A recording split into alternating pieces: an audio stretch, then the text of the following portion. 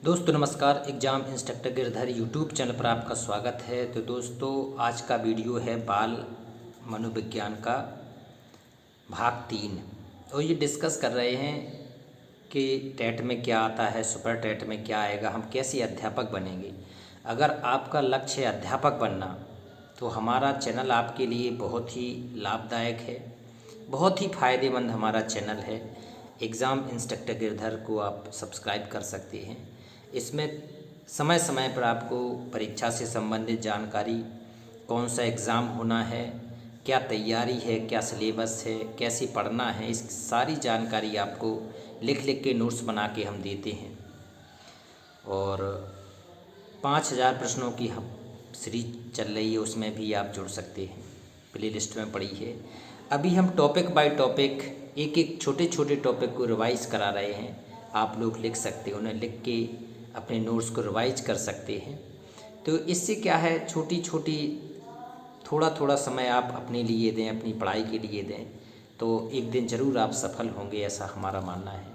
आज का टॉपिक है बुद्धि।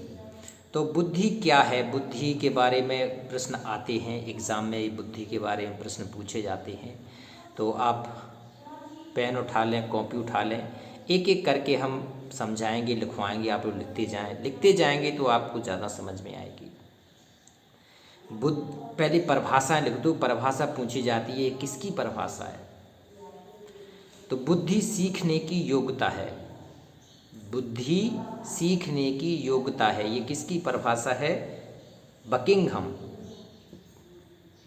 इसका लिख लेना उत्तर, बकिंघम। ये बकिंघम की परिभाषा है, बुद्धि सीखने की योग्यता है।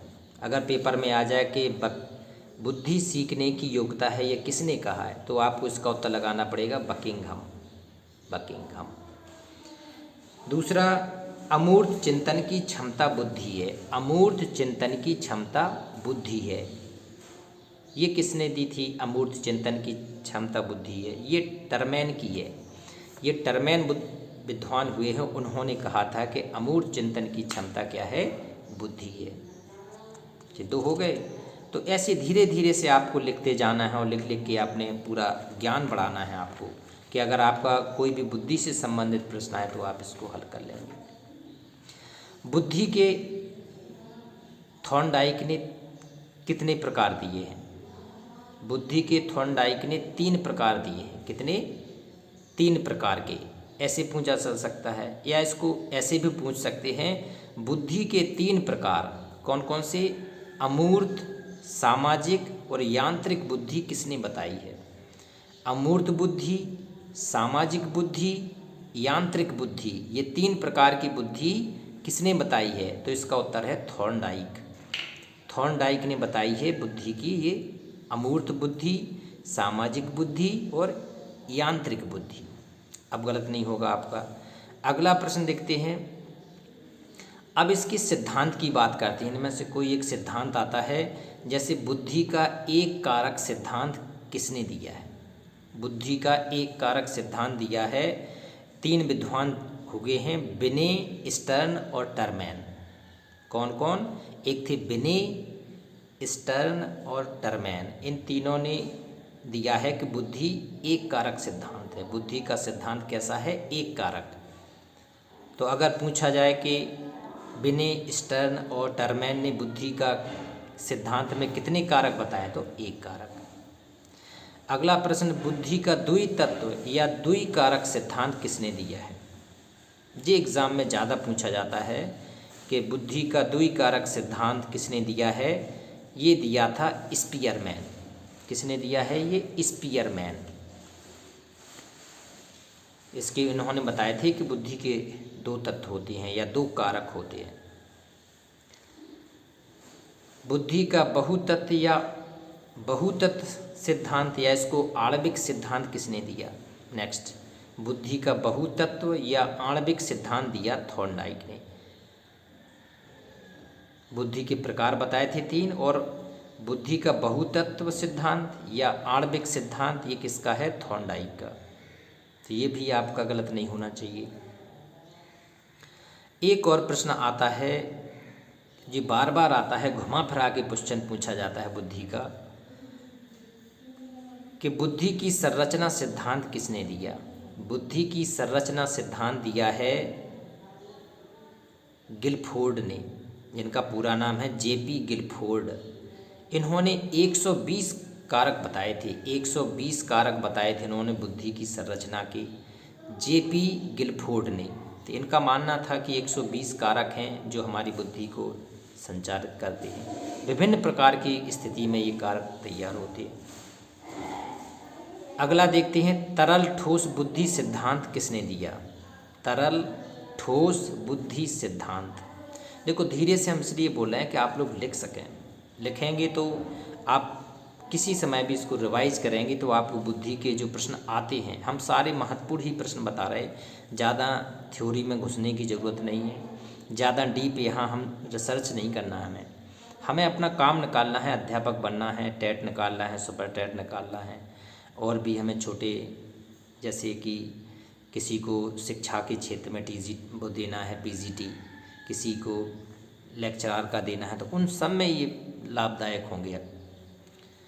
तो तरल ठोस बुद्धि सिद्धांत दिया था आर.बी. कैटल। तरल ठोस बुद्धि सिद्धांत किसने दिया? आर.बी. कैटल।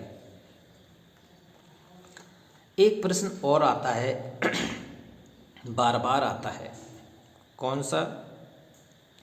आर्मी अल्फ़ा और आर्मी बीटा परीक्षण किसके परीक्षण हैं? आर्मी अल्फ़ा आर्मी बीटा परीक्षण किसके परीक्षण हैं? पहले ये किए जाते थे सैनिकों की भर्ती के लिए। पहले क्या होता था, पढ़ाई तो ज़्यादा थी नहीं, ये छोटे छोटे तर्क शक्ति वाले प्रश्न थे, आर्मी बीटा अल्फ़ा बीटा, जिससे सैनिकों की भर्ती के लिए की जाते थे और सीधे भर्ती कर लिए जाते थे। तो ये किसके परीक्षण के लिए किए जाते हैं? ये बुद्धि के परीक्षण के लिए किए जाते थे, आर्मी अल्फ़ा और army beta. Army alpha army beta किसके लिए किए जाते थे? बुद्धि परीक्षण के लिए। बुद्धि लब्धि का आविष्कार किसने किया था? ये बुद्धि लब्धि का जो आविष्कार है ये किसने किया था? ये टरमैन ने किया था। बुद्धि लब्धि का आविष्कार टरमैन। किसने किया था? ये टरमैन। बुद्धि लब्धि का आविष्कार किया टरमैन ने।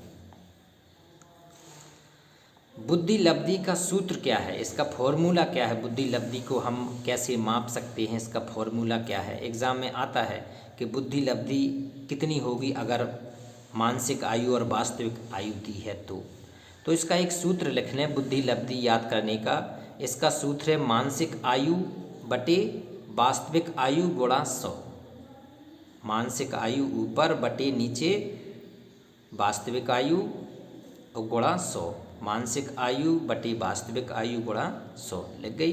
तो अगर मानसिक आयु दी है और वास्तविक आयु दी है तो आप बुद्धि लब्धि का ज्ञात कर सकते। बुद्धि लब्धि को क्या कहते हैं? आईक्यू। तब आप आईक्यू निकाल सकते हैं उसकी कितनी आईक्यू है। बुद्धि का क्रिया परीक्षण समूह किसने दिया था? बुद्धि का क्रिया परीक्षण समूह किसने दिया था? ये दिया था भाटिया ने। ये भी पूछा जाता है कि बुद्धि का क्रिया परीक्षण समूह किसने दिया? भाटिया ने। भाटिया ने दिया था ये बुद्धि का क्रिया परीक्षण समूह, भाटिया। प्रथम बुद्धि परीक्षण किसने दिया था? प्रथम बुद्धि परीक्षण दिया था साइमन और बिने ने। ये दो विद्वान थे, एक साइमन और बिने। इन्होंने बुद्धि का प्रथम बुद्धि परीक्षण किया था, इन्होंने साइमन और बिने ने।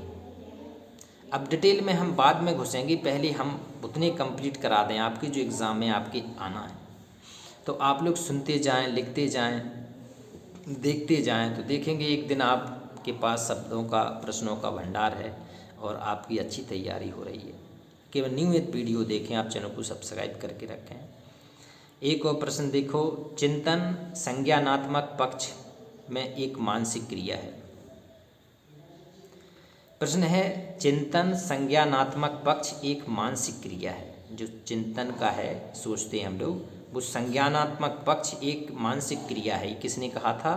रॉस ने। ये रॉस ने कहा था चिंतन संज्ञानात्मक पक्ष एक मानसिक क्रिया है। ये रॉस का कथन है। तो इस प्रकार से बुद्धि के इन्हीं में से एक प्रश्न आता है। अगर आप इन सबको बार बार एक बार लिख लें और फिर प्रैक्टिस कर लें तो आपकी पूरी तैयारी हो जाएगी। और मेरा मानना है मैं आपकी पूरी तैयारी के अच्छे अच्छे नोट्स बनवा दूंगा, पूरा समझा दूंगा, आपको लिखवा दूंगा। अगला वीडियो आपका आएगा, अब कई वीडियो आएंगे दिन में, हम कई वीडियो बनाएंगे, पूरी तैयारी कराएंगे आप लोगों की। तो अगला जो वीडियो है वो व्यक्तित्व का है, पर्सनालिटी का है, उसके बारे में हम डिस्कस करते हैं, प्रश्न लिखवाएंगे और देखेंगे कौन से प्रश्न आ सकते हैं, उसके बारे में चर्चा करेंगे। तो आप जुड़े रहें, देखें, शेयर ज़रूर करें। आप अपने व्हाट्सएप ग्रुप पे शेयर कर दें, किसी फेसबुक ग्रुप पे शेयर कर दें, इससे दूसरों का भी भला हो सके। नमस्कार।